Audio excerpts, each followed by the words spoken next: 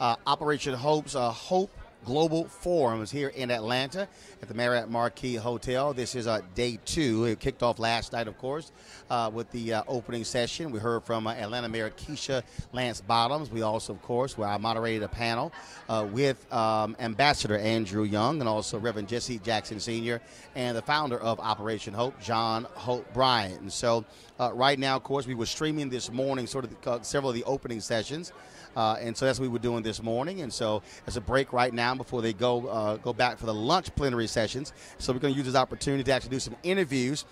In a second here, we're going to, that man right there, hey, Anthony, you can swing the camera around. Ambassador Young is sitting over there. We're going to try to get him to come on over here just to chat with him a bit. So, yeah, he's, of course, taking pictures. And so you got more than 1,000 people who are here at Global Hope Global Forums. And so you have the major sessions, but also you have a lot of breakout sessions as well. And so we're going to be doing interviews, of course, with folks all day today and tomorrow as well. And so, Anthony, let's see if we can grab the ambassador. See if we can roll over here. Tell him just give me a couple of minutes if he can. Love to be able to chat with him. And so, again, it has been a great morning thus far with different sessions going on. Now, the afternoon sessions, you don't want to miss that. There's going to be some great conversation dealing with the issue of home ownership in terms of where we stand. What is the future? Where do we stand with the future as well when it comes to home ownership? And so those sessions will be taking place. I'll pull the schedule out in just a second. Let me do that just to give you a sense of what you can expect. Don't forget, of course, we are live streaming on Facebook. We're live streaming also on Periscope. And Twitter as well. And so I am going through the email here. That's what I'm working on. So I'm going to do that in a second. Ambassador Young is on his way over here. And so where is this email? Because I want to be able to share with y'all some of what's going on with the rest of the schedule. And so, but again, we got some great stuff happening in the afternoon. All right, right here, Henry, I'll go ahead and grab it. Doesn't matter. I'm gonna grab the microphone here. There you go, sir. We're good. You got the ambassador in. Man, how you doing? I'm doing okay. I see all the women around you taking photos. You a popular brother. No, I'm old and I've been around a long time. What? First of all, how critically important is this forum? I mean, what does it mean? Well, this is probably the only time that black folk get together and talk about money. We never did that much. We were always talking about service. We were always talking about nonprofit, all of which is good. But ultimately, if you want to redeem the soul of America from the triple evils of race, war, and poverty, you got to talk about money. You got to talk about credit scores. And, I mean, I had 50 honorary degrees, and they were charging me 9-point-something% interest on my house because in sending my daughters through school and struggling on the mayor didn't make but $50,000 a year in Atlanta. Mm-hmm. And my wife was a school teacher, and we always had to struggle, and we didn't shop around for mortgages. We didn't know anything about money. And there was a woman who sat down with y'all. That's right. And she laid it out. A young woman from my church, and I must confess that she was a beautiful young lady, and I was flattered that she would come up and talk to me. And she said, "I'd like to be your personal banker." And I said, "Honey, you can be my personal anything." And my wife said, "You need a personal banker." And she was standing there, and she said, you want us to come to your office or meet us at church, or can you come to the house?" And she said, "No, I'd be glad to come to your house." She came to the house, and we sat around the table, And we, for the first time, and see again, I had been congressman, mayor, civil rights, ambassador to the United Nations. But let's put it plain. I was banking like an ignorant nigger. See? I mean, and when an educated young woman who had a degree in finance from Spelman sat down with me and my wife, and the only thing that saved us, my wife was just plain cheap. See, I remember bringing her, I brought her a scarf from Paris. I had to go to Paris, and it was $16 for the scarf, a Hermes scarf, and she wouldn't wear it. She said, "This is a waste of money. I don't need any scarf from Paris. We need that. We can get." I said, "But baby, it was just $16. You've never been to Paris. I didn't feel like I should go and not bring." She said, "No, she was a saver, see, and that's the way my mama was." But so we made it, and she was very proud when they gave my oldest daughter a scholarship, even though we were poor people. She said, "No, scholarships are for poor people. If she takes a scholarship, it'll deprive somebody, some poor." Say, both of us are working. We need to pay our own children's tuition. See? Now, what's interesting is that personal banker, she laid out all of y'all stuff. She laid out everything. You're paying this much interest on this here. And you went, and I think when we talked, you said she found, what, $500 to $700 a month in savings or something like that? What she did was, see, I had bought a house in well, I got a house. I mean, the Lord blesses me, even stupid. Because, I mean, this brother came up to me, and I was in second-term congressman, but I didn't have a house. I was renting. And he had put $5,000 down on a townhouse that was supposed to be built, and then he had a mild heart attack and figured he needed to go back to Texas. And he came to me and he said, "You don't have a house." He said, "Could you take this house off my hands?" He said, "I put $5,000 down, but I need another $5,000. I said, "Well, sure." I said, I'll just give it to you. He said, "No, you take the house." So I gave him $10,000 to go back to Texas, and he gave me the deed on a house, which had not been built yet. By the time they built it, I was at the UN, and I didn't need it, but there again, one daughter in engineering school at Howard and the other at Georgetown Law School, so it was cheaper for me to pay the note on that house, and it was just a $60,000 house in Washington. Right. See, now, those two daughters went to school. I mean, that was their dormitory. Right. See, then my baby daughter married the young fellow who was running the lobbyist for the NAACP, and they have lived in it ever since. So what we did was we deeded it over to them. So that house now has actually lessened the financial burden of your family. It took it all away, and see, the Lord looks out for you when you're honest and stupid. He cuts you some slack. Well, it's like, look, I mean, when I moved to Chicago, I didn't sell my home in the Dallas area. When my parents were talking about when they said they wanted to retire to get a small apartment, I'm going, this thing already small. Yeah. And I said, y'all, I got a house in Dallas that's paid for. That's exactly. My daddy said, we can live rent free. They were packed up and gone. 2 months later, they've been there going on 10 years. My sister lives there with her daughter. Well, that's the way it is with them. And actually, they have maybe even refinanced it to send their 3 children to college.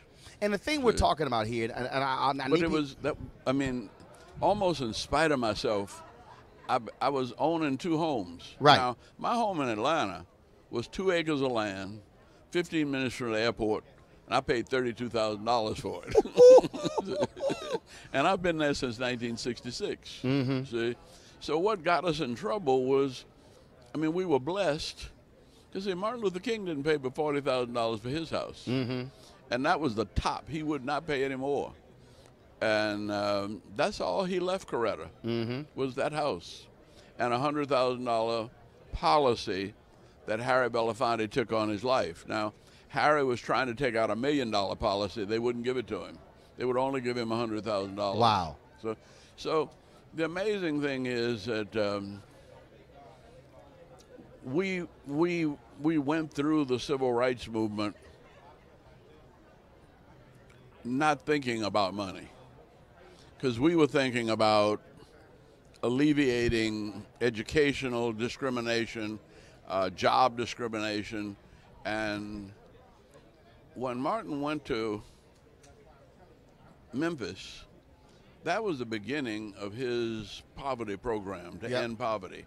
And we had 23 different ethnic groups. It wasn't just blacks. It was Appalachian whites, 3 different Hispanic groups, the welfare rights movement, the senior citizens movement, the disabled. There are all kinds of people who are poor because, not because they're not working or not because they're not smart, but just because of the, you know, if you get a heart attack, if you get cancer, if you get any kind of disease, and that's why the Affordable Care Act was so important. See? But it was also important for the white people, right, who called it Obamacare and decided they'd rather die than have a black man heal them. And it's so ridiculous. And the thing that I want people to understand, because they might look at some of these sessions and they go, oh my God, this is high finance.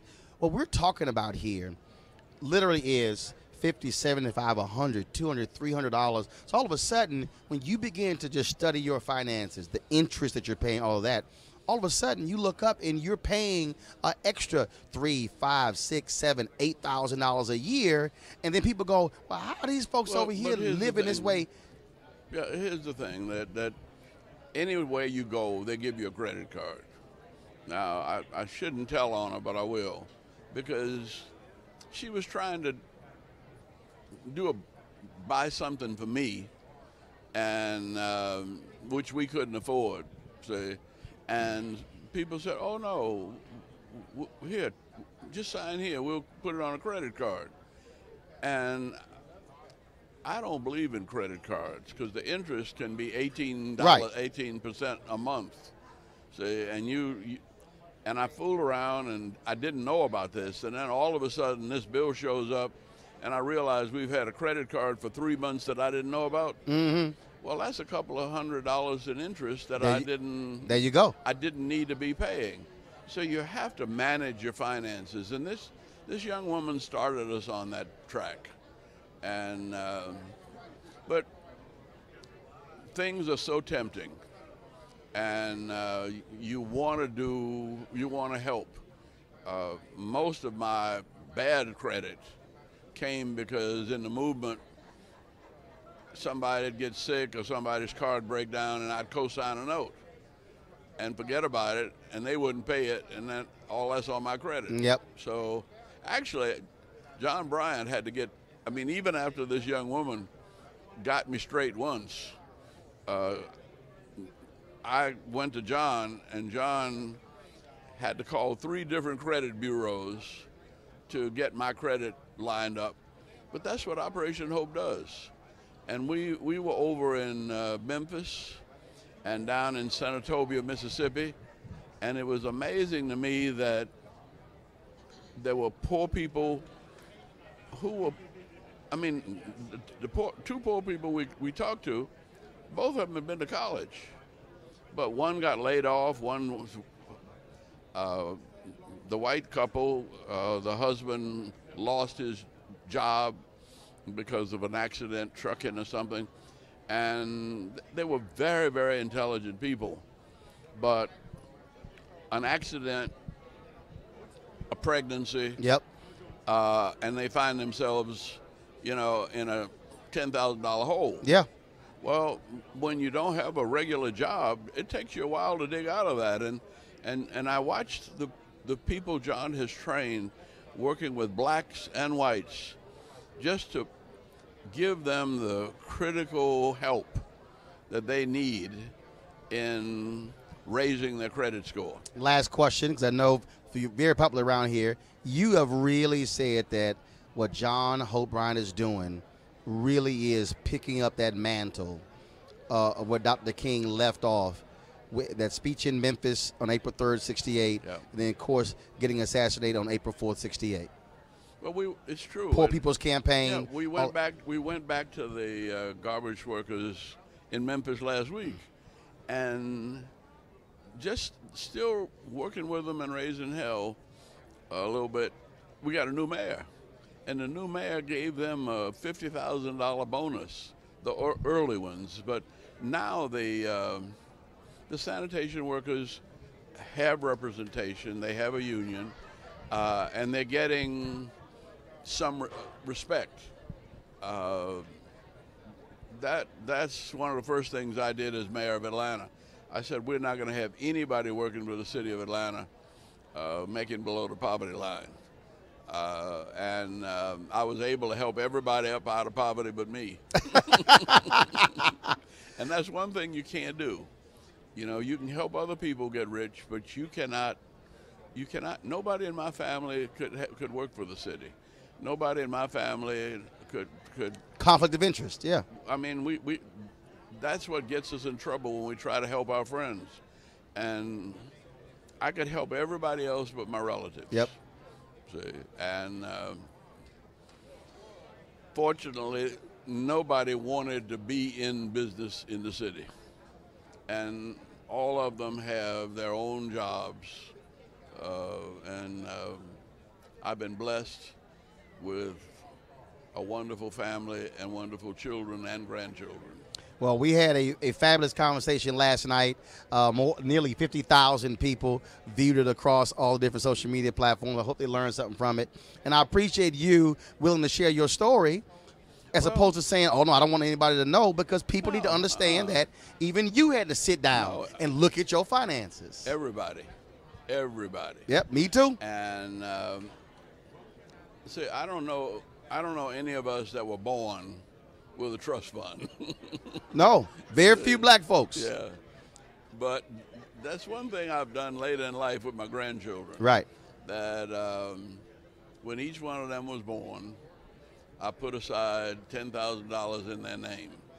I should have put aside $13,000 because that's the amount I can give without having to pay taxes on it. See, but even with $10,000, when they were babies, by the time they finished college at 21, they had that $10,000 had become $80,000. One of them even $117,000. So they paid their own way to graduate school. There you go.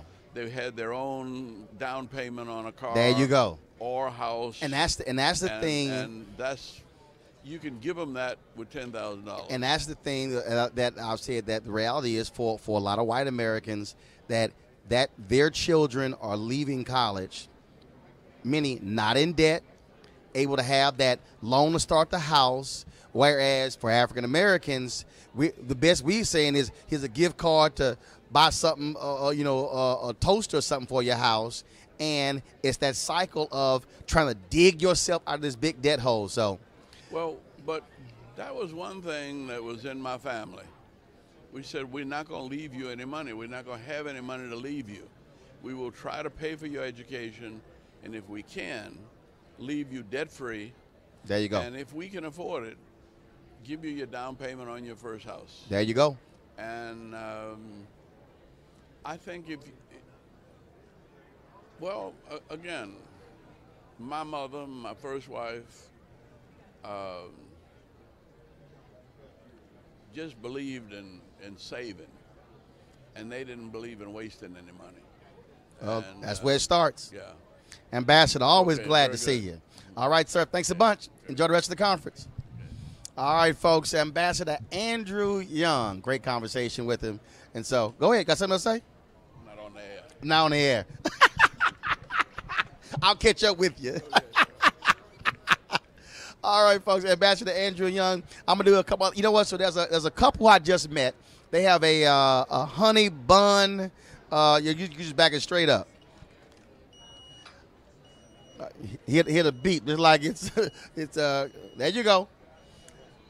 So I'm gonna talk to. So I got a couple here, folks. They have a honey bun company. I'm gonna do a quick interview with them before we have to get ready for the afternoon, the lunch plenary session. Come on.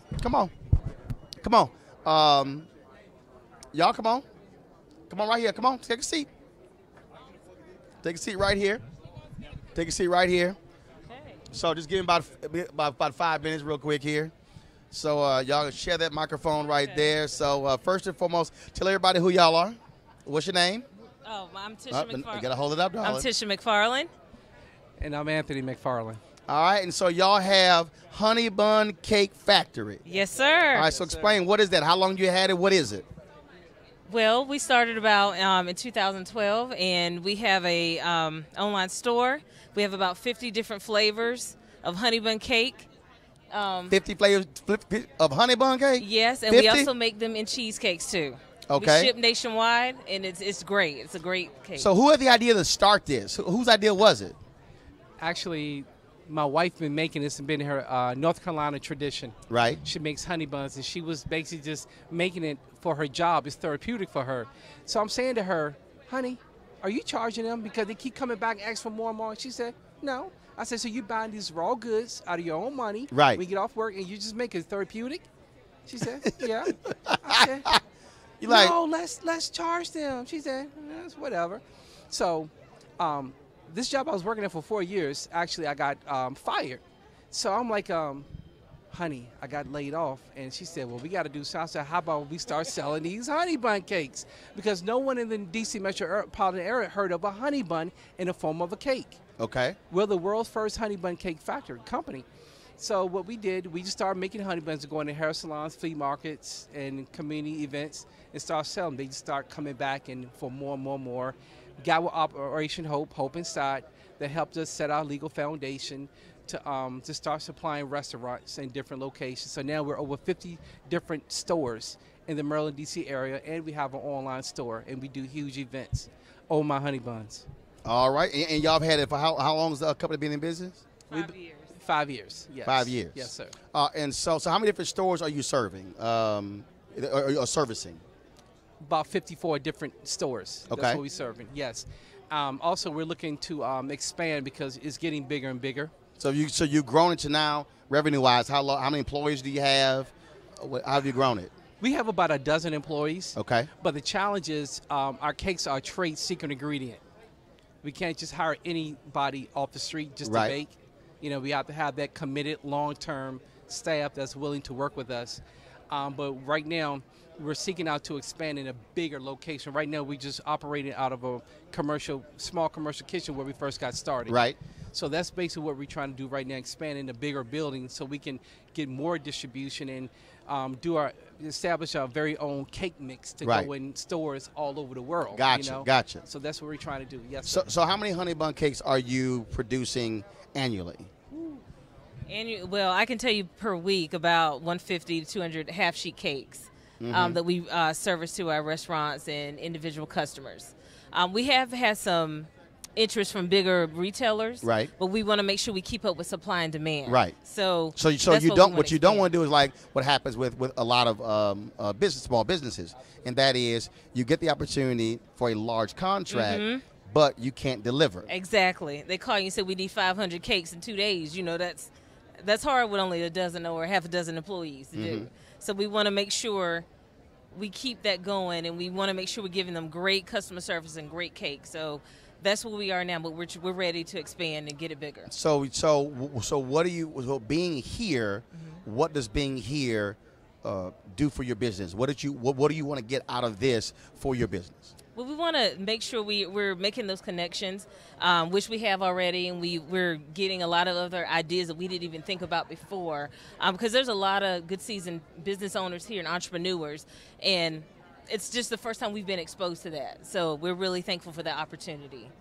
All right, and so you lost your job. That's how it sort of started. So that you leave your job. So are y'all doing this thing completely full time? Actually, I still have my full-time job. I work at EPA.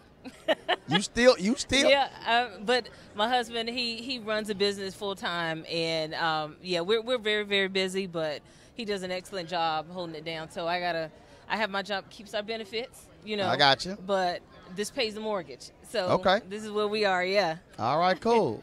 Well, go ahead. She's the boss lady. All right. She may be at the EPA, She's the but she boss texting lady. you, do this. all day, and she's my foundation. She gets on me. She fuss at me. I mean, for real. It's out of love, though. It is, but at the same time, she said I am the head of the house, but she made it sure that she let me know. But I'm the neck to hold the heads up. So I'm like, all right. Well, give folks where they can go to your website to check out Honey Bun Cake. You go to our website on www.thehoneybuncakefactory.com. Again, it's thehoneybuncakefactory.com. All right, then. Well, look, we certainly appreciate it, and good luck with it, and y'all enjoy the conference. Thank you. All right, Thank I you. appreciate it. Thanks so much. Thank you so much. All Yes, right, sir. then. All right, folks, and so here's the deal. So we got our lunch plenary session. So we're going to go ahead and take a break. So I hope you enjoyed this. We're going to have some interviews later on today as well. And, of course, coming up, you have the plenary session that's going to be taking place probably in about 10 to 15 minutes. So we'll come back with a live stream. Be sure to set your notifications. So whether you're on YouTube, Periscope, or Facebook, you'll be immediately notified when we come back live. And then don't forget the afternoon sessions, talking about home ownership. You heard Ambassador Andrew Young talk about the importance of home ownership. Remember, during the economic downturn from 2008 through 2015, African Americans lost 53% of all black wealth, largely a result of the home foreclosure crisis. And so you need to hear exactly what is going on now when it comes to home ownership. All right, folks, I'm Roland Martin signing off for the moment. I shall return a little bit later and for more of the 2018 Operation Hope Global Forums. We'll see you later.